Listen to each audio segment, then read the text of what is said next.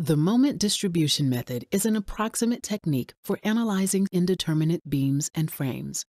In lecture SA 37, I presented a mathematical basis for this method. Here, I am going to demonstrate the ease with which the method can be used to analyze continuous beams. Let's start with a revised version of the example problem we considered in the last lecture, a continuous beam subjected to a concentrated moment. We wish to analyze it using the moment distribution method. As the name suggests, this method involves distributing moments. What does that mean exactly? It means, given a bending moment at a joint, we distribute it among the other joints of the structure. The joints that receive a part of that moment, in turn, distribute it among the other joints. This process repeats itself until every joint is balanced with respect to the bending moment.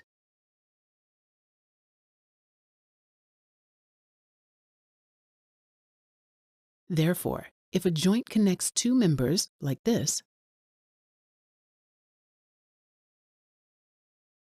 then any bending moment found at the joint first needs to be distributed between the near ends of the two members. How? In proportion to the relative stiffness of the members. The more rigid member absorbs a larger share of the moment. We measure the stiffness of each member in terms of its E, I, and L. More specifically, we define EI over L as the stiffness coefficient.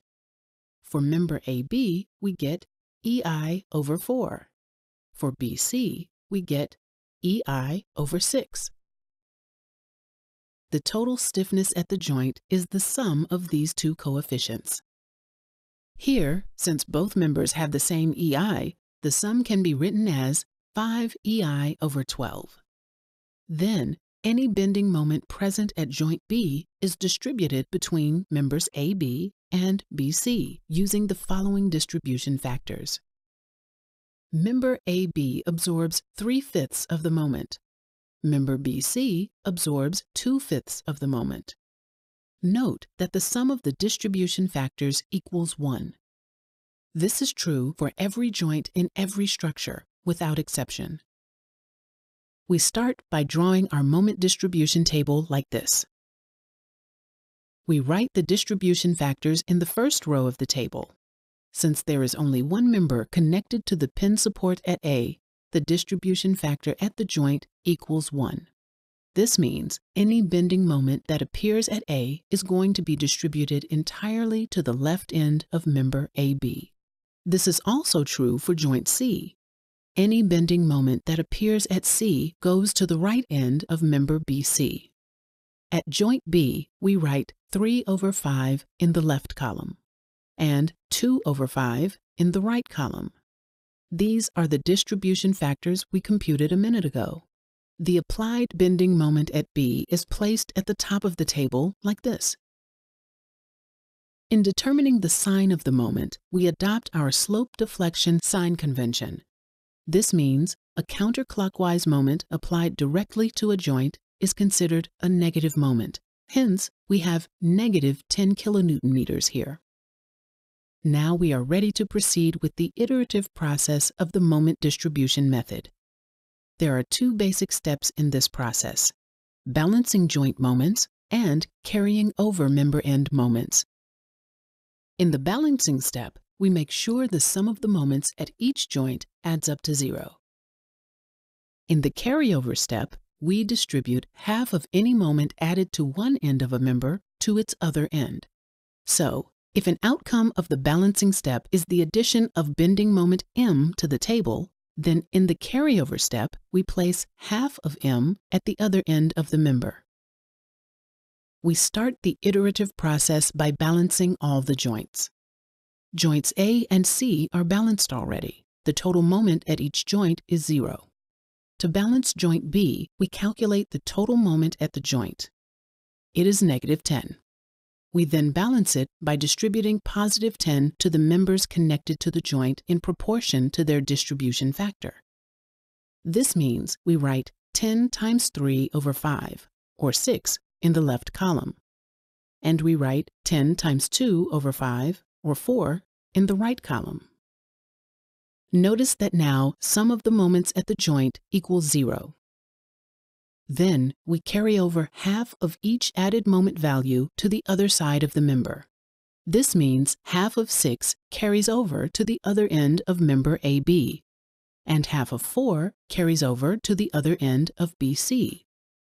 These carried over moments make joints A and C unbalanced. Sum of the moments at these joints is no longer 0, so we need to balance them. The total bending moment at A is 3 kilonewton meters. To balance the joint, we add -3 to the left column. The total bending moment at C is 2 kilonewton meters. We add -2 to the right column to balance the joint. We then carry over half of each recently added moment value to the other side of the member.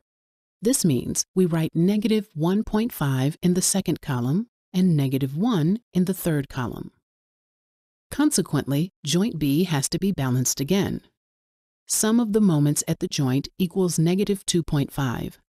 We add +2.5 to the joint using the distribution factors, like this. We then carry over half of each moment to the other side of the member.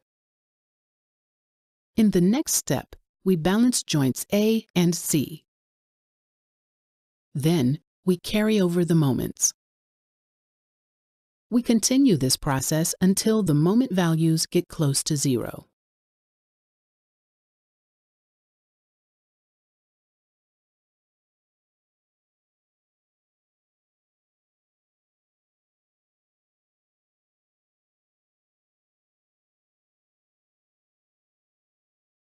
We then add up the values in each column to get the member end moments.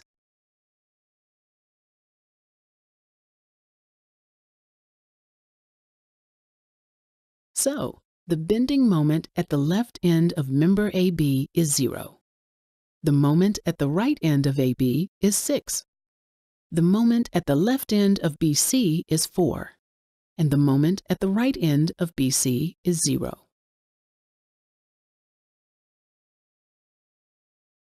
Now we can draw the free body diagram for each beam segment and calculate the remaining unknown member forces like this.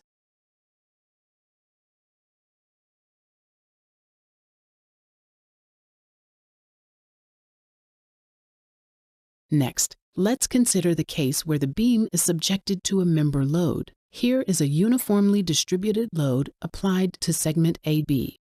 How does that change the iterative process of calculating member end moments? It does not change the process at all. The only change that we need to make is to the initial moment distribution table. We are going to add a row to the table for fixed end moments associated with the distributed load.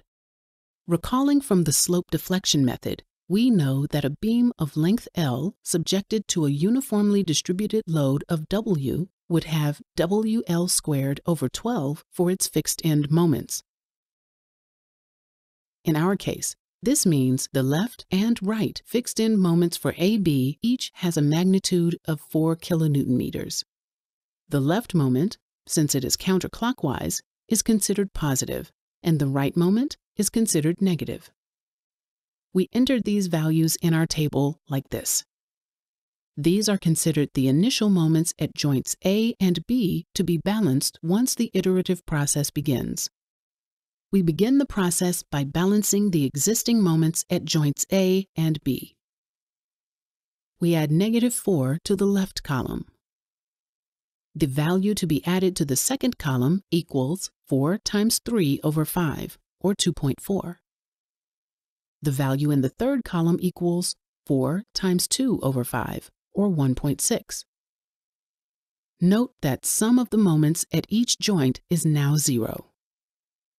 In the carryover step, we carry half of -4 to the second column, half of 2.4 to the first column, and half of 1.6 to the fourth column.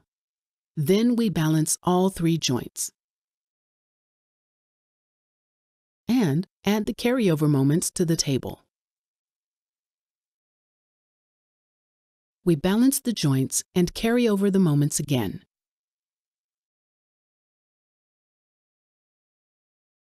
After a few more iterations, it becomes clear that we have reached the end of the process.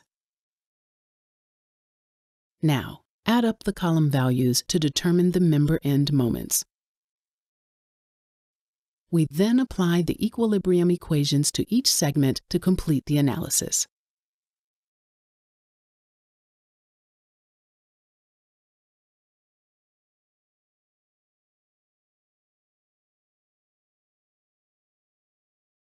Here are the support reactions for the beam.